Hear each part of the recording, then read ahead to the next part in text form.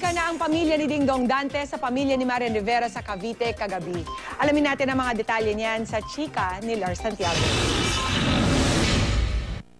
Kasama ni Dingdong Dantes ang kanyang pamilya na manhikan sila sa nanay at lola ni Marian sa tahanan ng mga Rivera sa Cavite.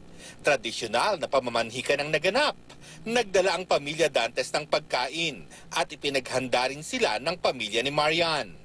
Sa Instagram post ni Dong, ikinwento niya na pinagsaluhan nila ang mga putaheng Korean beef ng kanyang ina, ang menudo ng Lola Ingkang ni Marian at ang healthy lumpia ng Mama Ami ni Marian. Mahalaga talaga na officially madala ko yung family ko doon sa kanila dahil yung mga kapatid ko nakarating na sa kanila pero yung mami at daddy ko hindi pa. Katulad ng kaugaliang Pilipino, ang daddy ni Dong ang nagsalita sa ginawang paghingi ni Dong sa kamay niyan. Napag-usapan din ng iba pang mga detalye sa kasal. Si Marian siya yung in charge kasi sa giveaways eh.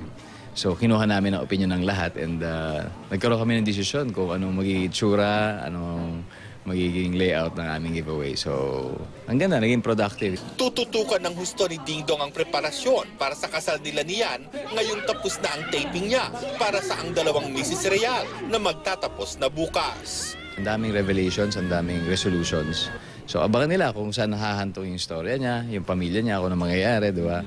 Lars Santiago, updated sa Showbiz Happening.